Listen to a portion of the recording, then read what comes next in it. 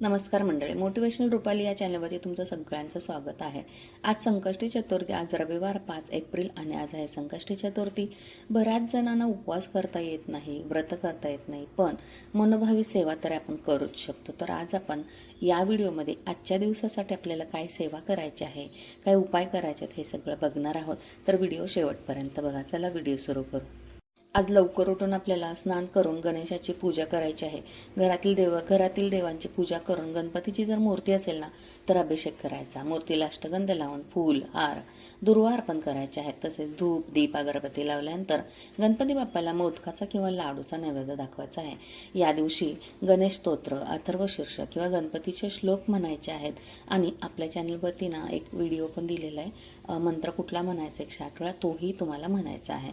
तर घरात सुख, समृद्धी, शांती येण्यासाठी या सगळ्या गोष्टी आपल्या गणपती बाप्पासाठी करायच्या आहे. म्हणजे आपल्याला निश्चितच गणपती बाप्पाची कृपा मिळते.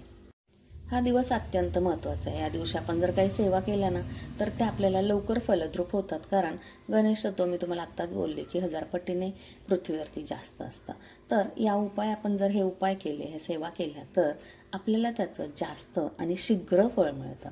तर काय करायचं आहे, दुपारी 12 वाजायच्या अगोदर हा उपाय करा तुम्हाला. कारण आपल्याला बघा कितीतरी आपण प्रयत्न करतो, परत धडपड करतो, कष्ट करतो, पण कधी कधी ना खूप अडचणी येतात आणि यशच नाही मिळत. तर असं जर असेल ना तर हा उपाय आपल्याला आवर्जून करायचा आहे.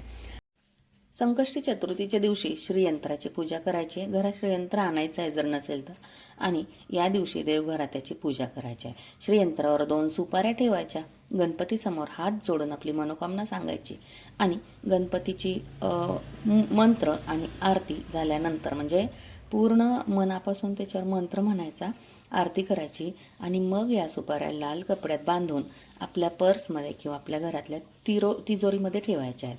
आपण जर व्यवसाय करत असेल ना तर त्या व्यवसायाच्या गल्ल्यात, म्हणजे दुकानात असेल किंवा काही तुमचं शोरूम असेल तर त्याच्या गल्ल्यामध्ये ठेवायच्या. अशाने काय होतं, बरकत येते आणि पैशांची कमतरता कधीही भासत नाही. आपल्या हिंदू धर्मात पानांना म्हणजे झाडांना तेवढंच महत्त्व आहे. आज आपण गणपती बाप्पाला असं प्रिय कोणतं झाड आहे ते पान अर्पण करायचं. तसं सगळ्यांना माहिती आहे की गणपती बाप्पाला जास्वंदाचं फूल आवडतं, म्हणजे जास्वंदाचं झाडसुद्धा आवडतच असणार. मग आपल्याला काय करायचं, या झाडाचं एक पान घरी घेऊन यायचं आहे आणि त्या पानावरती आपल्या काडीने काय लिहायचं आहे, आपलं इच्छा लिहायची आहे. आता त्याच पानाची काडी घ्या किंवा उदबत्तीची काडी घ्या, कुंकवामध्ये पाणी टाकून असं त्याचं एकदम पेस्ट बनवा आणि त्या पानावरती आपली आपली इच्छा 1 ते 2 शब्दामध्ये लिहा. म्हणजे जसं नोकरी लागू दे किंवा लग्न जमू दे किंवा घरात बरकत येऊ दे, असं छोटं शॉर्ट लिहायचं आहे. आणि एका प्लेटमध्ये ना स्वस्तिक काढून त्याच्यावरती ते ठेवून द्यायचं. म्हणजे तांदूळ व्हायच्या अगोदर 3-4 तांदूळ व्हा थोडेसे आणि त्याच्यावरती हळद कुंकू वाहून हे पान ठेवून द्यायचं आहे, व्हायचं आहे गणपती बाप्पासमोर. त्याच्यावरती सुद्धा एक फूल अर्पण करायचं आहे, हळदी कुंकू वाहून नमस्कार करायचा आहे. दुर्वा असतील तर दुर्वा पण वाहा आणि मग तुम्हाला मनापासून म्हणजे प्रार्थना करायची गणपती बाप्पाची.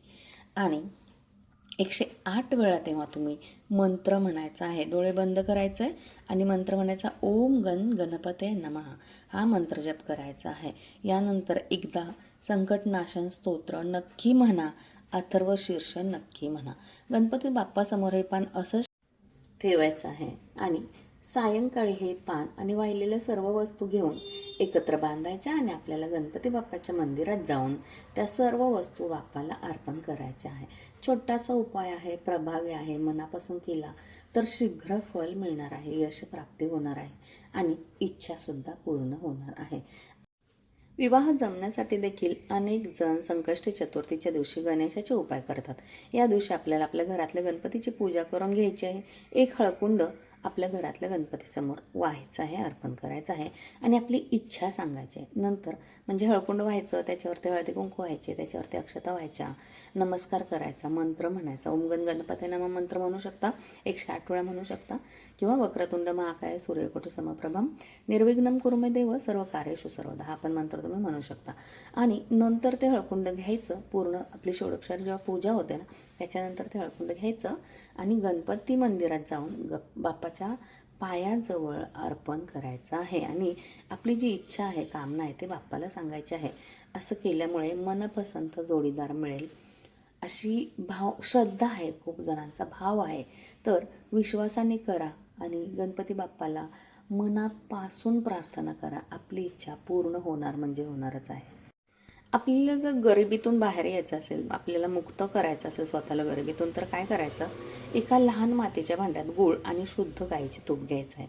ते गणपतीसमोर ठेवून पूजा केल्यानंतर काही नैवेद्य गाईला खाऊ घालायचं आणि उरलेलं आपल्या कुटुंबात वाटून टाकायचं आहे. गूळ हे मंगळाचे प्रतीक असल्यामुळे आणि लक्ष्मी मातेला तूप अत्यंत प्रिय असल्यामुळे ते सकारात्मक ऊर्जा वाढवतं आणि आपल्याला यश येतं. ज्या पण आपल्या अडचणी आहेत त्या दूर होतात. हळूहळू गरिबी दूर होते. असं नाही आहे की लक्ष्मी माता तुम्हाला अशी बॅग भरून पैसे घेऊन आली आहे आणि म्हणते की तू आज माझा उपाय केलास आणि घे ही पिशवी तुला. असं नाही आहे. मनापासून करायचं आहे. काहीतरी सोर्स, काहीतरी आपल्याला मार्ग सापडतो आणि हळूहळू आपली गरिबी दूर व्हायला मदत होते. करिअरमध्ये जर यश मिळत नसेल, म्हणजे खूप अभ्यास करताय किंवा खूप इंटरव्ह्यूज दिलेत, पण तुम्हाला काही जॉब मिळत नाही आहे किंवा व्यवस्थित कुठं करिअरमध्ये काही सक्सेसच मिळत नाही, तर हा प्रभावी उपाय करा. चतुर्थीच्या दिवशी आहे ना, संध्याकाळी 5 शमीची पाने गणपती बाप्पाला अर्पण करायचे आहे आणि त्या पानासोबत तांदळाचे दाणेसुद्धा अर्पण करायचे आहेत. पूजा केल्यानंतर ना हे दाणे आपल्या पर्समध्ये ठेवायचे आहेत. आता हे आपल्या घरातल्या मंदिरात पण केलं तर चालेल, आपल्या गणपती बाप्पाच्या मूर्तीला, कारण आपण जी शमीची पाने वाहणार आहेत त्याच्यावरतीच तांदूळ वाहणार आहोत आणि ते तांदूळ आपल्याला तिजोरीत ठेवायचे. तर मंदिरात गेल्यानंतर नाही जमणार ना हा उपाय करायला, कारण ते तांदूळ तुम्ही वाहणार कसे, एवढ्या गर्दीमध्ये तुम्ही ते उचलून घेणार कसे. तर आपल्याला आपल्या घरात करा हा उपाय. शमीची पानं आहेत ना, ते शनीच्या दुष्परिणामांना शांत करतात आणि करिअरमधले अडथळेसुद्धा दूर करतात. म्हणून आपल्याला नोकरी व्यवसाय करणाऱ्यांसाठी सुद्धा हा उपाय खूप महत्त्वाचा आहे आणि विद्यार्थ्यांसाठी सुद्धा खूप महत्त्वाचा आहे. हा उपाय नक्की करून बघा.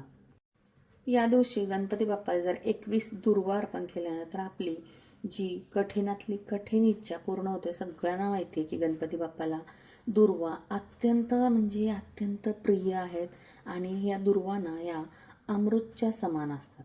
म्हणून ह्या जर अर्पण केल्या तर मनशांती मिळते, आपली स्मरणशक्ती सुधारते आणि आपल्याला बुद्धी मिळते जास्त. गणपती बाप्पाचा भरभरून आशीर्वाद मिळतो, शीघ्र कृपा होते. म्हणून आपल्याला 21 दुर्वांची जुडी अर्पण करायची आहे. त्या दुर्वांसोबत आपल्याला जास्वंदाचं लाल फूल, जास्वंदाच्या झाडाचं एक पान हेही वाहता आलं तर एकत्र त्या तिघांची बोडी बांधायची, म्हणजे दोऱ्याने गुंडाळायचं आहे आणि तेच गणपती बाप्पाच्या चरणाजवळ. आता मी मंत्र कुठला सांगितला आहे? मंगलमूर्ते विघ्नहरा दुरितनाशना कृपा करा हा मंत्र आहे.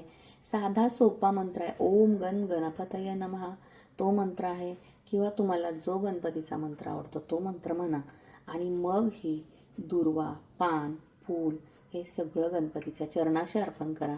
आपली कोणतीही इच्छा असू द्या, गणपती बाप्पा 100% पूर्ण करणार, खात्रीने पूर्ण करणार. पण श्रद्धा जर असेल ना तर इकडचं जग तिकडे होऊ शकतं.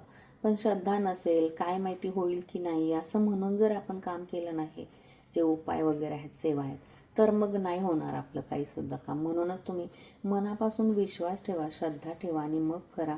बघा तुम्हाला किती शीघ्र फळ मिळणार आहे. आपल्याला गणपती बाप्पाचा ओम गण गणपती नमः हा मंत्र म्हणायचा आहे. तर एवढं सगळं करून तुम्हाला गणपती मंदिरात जाऊन थोडं 5 मिनिटे तिथे बसा, देवाला गणपतीला कनेक्ट व्हा, एकरूप व्हा त्या देवासोबत. मनातली इच्छा व्यक्त करा, प्रार्थना करा की माझी इच्छा पूर्ण होऊ दे आणि मगच तिथून घरी या. पण पॉझिटिव्ह म्हणजे सकारात्मक भावना ठेवून घरी या. होतं की नाही माहिती नाही आहे, होईल का, ह्या अशा शंका द्यायच्या नाही आहेत गणपती बाप्पावरती. होणारच आहे, गणपती बाप्पा माझ्यावरती कृपा करणारच आहे आणि माझं हे काम होणारच आहे, ह्या भावनेनेच घरी यायचं आहे आणि गणपती बाप्पाचा मंत्र जप करतच राहायचं आहे. स्वयंपाक करताना असे छोटे छोटे सोपे पण प्रभावी उपाय करत राहा. देवासाठी काहीतरी सेवा केलेल्याचं समाधान मिळेल आणि गणपती बाप्पासुद्धा आपल्यावरती प्रसन्न होईल. आपला हा व्हिडिओ मी इथेच थांबवते. पुन्हा एकदा एक नवीन व्हिडिओ घेऊन नक्की भेटूया. तोपर्यंत अवधूत चिंतन श्री गुरुदेव दत्त.